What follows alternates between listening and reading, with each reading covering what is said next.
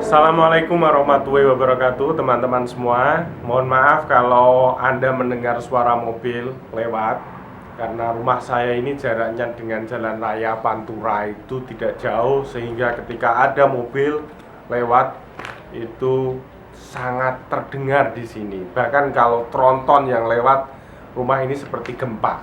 Oke, ada teman yang menyarankan untuk menggunakan mikrofon eksternal, tapi saya belum punya, saya belum beli. Saya punya beli, tapi bentuknya seperti yang miliknya masjid itu, jadi tidak bisa masuk di kamera. Oke, teman-teman, kali ini saya akan membahas tentang cerpen, cerita pendek. Saya sangat suka cerita pendek. Saya sedang belajar menulis cerita pendek. Di samping saya di sana itu ada berbagai koran, ya, berbagai koran. Di sana ada edisi minggu, koran-koran edisi minggu yang saya kumpulkan bertahun yang lalu, dan hari ini saya baca ulang.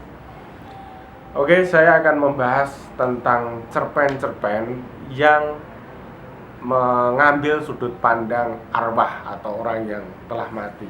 Saya melihat beberapa cerpen membaca sejak Juli kemarin. Itu ada beberapa cerpen yang menggunakan pilihan sudut pandang arwah sebagai pencerita. Kalau di film kita bisa menyaksikan semacam Si Manis Jembatan Ancol, atau film-filmnya Susana itu ada, atau Casper gitu ya. Itu adalah film-film yang sudut pandangnya bagaimana hantu-hantu bisa bercerita, ya, hantu-hantu hidup. Biasanya mereka menuntut balas atas kejahatan yang dilakukan oleh manusia yang telah hidup. Oke, setidaknya saya membaca 3 cerpen itu sejak Juli kemarin. Yang pertama yang akan saya bahas adalah cerpen berjudul Berita Kematian di Media Sosial, karya Yudi Ahmad Tajudin, diterbitkan oleh Kompas pada tanggal 12 Juli tahun 2020. Oke, di sini sosok aku gitu ya, di dalam cerita ini itu sosok yang terdampak oleh COVID, ya. Dia seorang pekerja hiburan, dan karena masa pandemi, jadi dia itu sangat terpukul gitu ya. Apakah harus semacam gini terus padahal tabungan telah menipis dan lain sebagainya. Ya, dia cerita rumahnya sepi dan lain sebagainya, sampai kemudian dia terkaget ketika dia menemukan sebuah berita kematian di media sosial. Ada ucapan bela sungkawa terhadap istrinya tentang dirinya yang telah meninggal. Dia tentu saja kaget karena dia merasa belum mati. Wah, ini ngaco ini, ya. Dia marah sebenarnya. Dia menganggap ini yang menyabarkan kabar bohong ini adalah seseorang yang melakukan kejahatan luar biasa. Kalaupun guyonan, ini guyonannya nggak lucu gitu ya. Sampai kemudian dia ingat bahwa kemarin dia terpeleset dan semua menjadi gelap. Nah, ini arwah yang tidak sadar kalau ternyata dia telah meninggal dunia. Oke, cerpen kedua karyanya Wina Bojonegoro, dipublikasikan oleh Jawa Pos pada tanggal 9 Agustus tahun 2020. Wina mengangkat tokoh seorang perempuan, seorang penulis detektif, penulis novel detektif. Penulis novel ini adalah seorang perempuan umur 45 tahun, seorang perempuan yang matang. Dia bersuami, berkeluarga, dia sudah punya anak lah ya. Anaknya ya sudah bisa, mungkin sudah sekolah SMP, SMA. Tapi sang penulis ini tidak begitu. Tapi dia menjalin hubungan dengan beberapa laki-laki. Di sini ada 3 laki-laki, yaitu laki-laki itu bernama Ide, terus kemudian At, kemudian Van. Oke, pemilihan nama laki-laki ini juga agak nyentrik gitu ya. Ide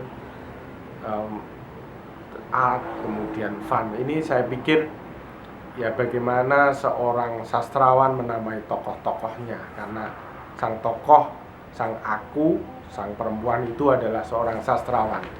Ide digambarkan adalah seorang penyair, dia romantis, dia pintar masak, pembaca buku, tapi miskin. Ya, biasa penyair seringkali di dalam cerpen, di dalam novel itu digambarkan sebagai orang yang miskin. Nanti saya akan cerita atau membeberkan banyak cerpen yang menceritakan tentang penulis yang miskin gitu. Mungkin itu gambaran penulis di Indonesia. Oke, selanjutnya kemudian sang aku juga berhubungan dengan seorang laki-laki yang namanya adalah At. At ini sosok yang baik, yang suka memberi hadiah, yang ketika sang aku ini jalan dengan At ini, dia merasa aman dan nyaman karena keuangannya terpenuhi.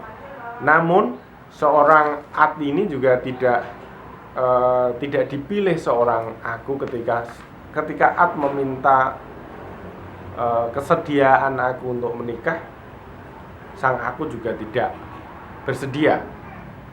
Kenapa? Gitu. Kenapa? Gitu. Laki-laki ketiga adalah Van. Van itu suka-suka ya, untuk kesenangan gitu.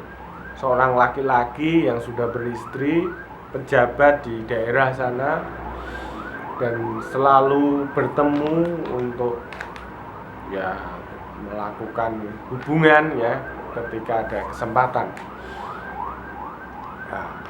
Sang aku ini sangat bergairah sekali ketika dia berhubungan dan bertemu dengan Van yang sebenarnya dia sudah laki-laki beristri.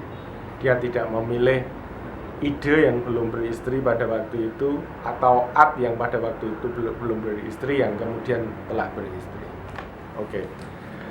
Cerpen ini diakhiri dengan kematian sang aku di sebuah apartemen. Ya, dia ditemukan meninggal dunia, dan kira-kira meninggal dunia itu telah 3 hari yang lalu. Wow. Jadi selama bercerita itu telah dalam keadaan mati dia. Ketika berita beredar di media sosial, di koran-koran online, laki-laki yang berhubungan dengan dia itu menghubunginya, dan saat itu adalah dia dalam perjalanan menuju meja otopsi. Cerpen yang ketiga adalah cerpen berjudul Buronan Malaikat Maut, karya Yenul Mutakin, yang dipublikasikan oleh Solo Post pada tanggal 9 Agustus tahun 2020. Cerpen ini ada tokoh namanya Hamid. Hamid ini adalah seorang yang rajin beribadah, tapi pada saat itu si Hamid ini kelelahan bekerja sehingga dia tidur dulu. Dia tidur dulu untuk rencananya melaksanakan salat Isya pada nanti malam. Tapi ternyata dia meninggal duluan. Di sini cerpen ini didominasi dialog antara Hamid dan malaikat penyabut nyawa. Hamid protes, kenapa tidak menyabut nyawa saya dalam keadaan ketika saya rajin, saya baik, saya melaksanakan ibadah. Kenapa justru ketika saya meninggalkan sholat? Tolong dong malaikat, kembalikan nyawa saya 5 menit saja, saya mau melakukan sholat Isya, terus kemudian cabutkanlah nyawa saya lagi. Kemudian malaikat itu menerangkan bahwa sebenarnya jadwal untuk mencabut nyawa ini sudah minggu lalu, tapi memang malaikat menunggu lengahnya Hamid. Apa sih sebenarnya pesan yang pengen disampaikan oleh Yenul Mutakin ini? Ini seperti pesannya gamblang sekali ya, bahwa orang itu nggak dalam kebaikan jangan menunda-nunda, karena kita tidak tahu mati kita kapan. Jadi bisa saja seperti Hamid, biasanya rajin tapi ketika dia meninggalkan sholat, menunda sholat, malah justru dia meninggal dunia. Itu 3 cerita pendek yang kita bahas pada malam hari ini, yaitu pertama cerpen berita kematian di media sosial, kisah-kisah asmara seorang penulis novel, dan terakhir adalah turunan malaikat maut. Semua mengambil sudut pandang pencerita adalah seorang arwah orang yang telah mati. Apa sih uniknya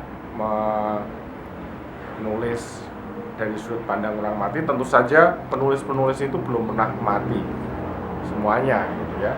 Mereka hanya mengandalkan imajinasinya bagaimana mati itu. Mati itu gimana?